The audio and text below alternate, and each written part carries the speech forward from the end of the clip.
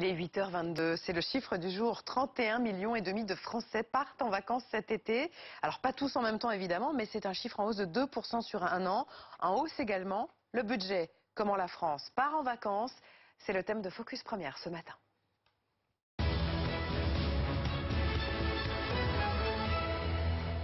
Avec nous pour en parler, bonjour Didier Arinaud, vous êtes le directeur général de ProTourisme. C'est votre étude sur laquelle on s'appuie ce matin. Je viens vous voir dans un instant. Bonjour Gavin Clément-Terruis. Bonjour à vous. Vous êtes rédacteur en chef du guide du routard et vous allez nous dire s'il est trop tard pour trouver un bon plan pour cet été. Je suis sûr que non.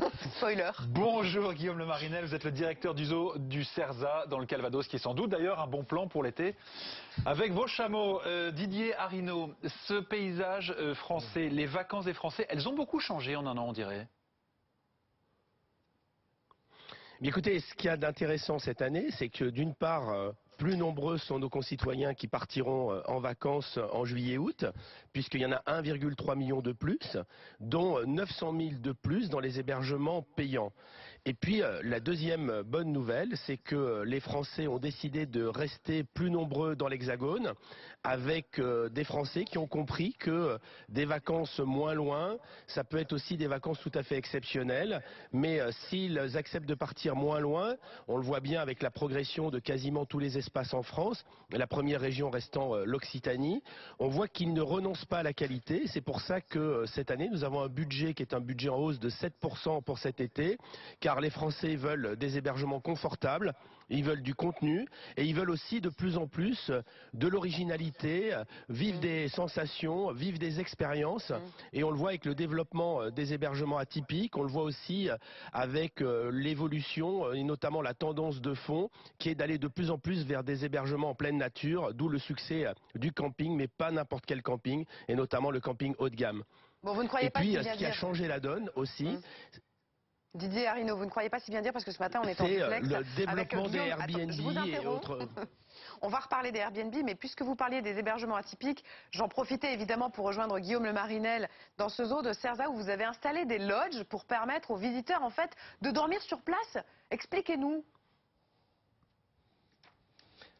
Bonjour, alors oui effectivement on a installé ici depuis quelques années maintenant le Cerza Safari Lodge où effectivement la tendance est vraiment à l'hébergement insolite mais également au confort. Les visiteurs cherchent vraiment le confort et vraiment le dépaysement avec la vue et la proximité des animaux sauvages. Vous êtes fan Gavin? J'aime beaucoup le Cerza près de Lisieux. On l'a dans notre routard hébergement insolite. C'est vraiment une tendance et vous avez tout à fait raison. On recherche ça. C'est le confort, l'expérience. C'est le mot-clé des vacances cette année. On a envie de vivre autre chose. On a un budget un peu plus conséquent, on le voit. Et donc, on a envie de découvrir une autre façon de voyager. Guillaume Le Marinel, ça coûte combien de dormir dans vos lodges au milieu des kangourous et des chameaux? Alors ça varie un petit peu puisqu'on a plusieurs types d'hébergements. On a à la fois des lodges pour 6 personnes, à la fois des observatoires pour 3 à 4 personnes, à la fois des temps de safari pour 5 personnes. On a également des possibilités d'animation VIP, donc c'est un petit peu délicat de donner un budget, mais on peut dire qu'on est entre 200 et 400 euros pour une famille entière avec l'accès au parc qui est inclus, un parc qui fait 80 hectares. Didier Arinaud, vous aviez évoqué ça tout à l'heure. Le succès des plateformes d'hébergement, c'est aussi une des grosses tendances de l'été. Et oui, cette année, pour la première fois, nous allons dépasser 2 millions de logements mis en marché via les plateformes. Et en 2019, il y aura plus de nuitées générées par ces plateformes que pour la totalité de l'hôtellerie française. C'est une évolution tout à fait considérable. C'est aussi d'ailleurs une concurrence parfois déloyale pour les acteurs du tourisme, de l'hébergement, qui eux ont des charges tout à fait conséquentes. Mais on voit bien que la dynamique du tourisme, après quand même un premier semestre compliqué, notamment le premier trimestre, effet gilet jaune, baisse des nuitées qui étaient conséquentes, baisse des clientèles étrangères, et là nous sommes dans une dynamique qui est une dynamique de progression des réservations et avec des Français qui sont très attachés à leurs vacances. D'ailleurs, ceux qui ne peuvent pas partir en vacances. Et rappelons quand même qu'à l'année, il y a plus de 30% des Français qui ne partent pas. Ceux qui ne partent pas, on voit bien que l'une des premières revendications, c'est est-ce que l'on peut demain partir en vacances? Et même s'il y a des hébergements qui sont de plus en plus avec aussi le des rédacteur en chef hébergements du issus Guide du tourisme Routard qui a social. des choses à dire justement sur ces hébergements dont vous parliez. Le Guide du Routard, il porte quel regard sur cette explosion des locations Airbnb? C'est compliqué, non, quand on est C'est un compliqué, guide? en effet, il y a une concurrence déloyale avec les propriétaires d'hôtels ou d'établissements de ce genre qui sont eux qui payent des charges et les autres qui n'en payent pas. Donc il y a vraiment un souci. Bon, j'ai 15 jours devant moi, j'ai pas de destination. Au mois d'août, je pars où?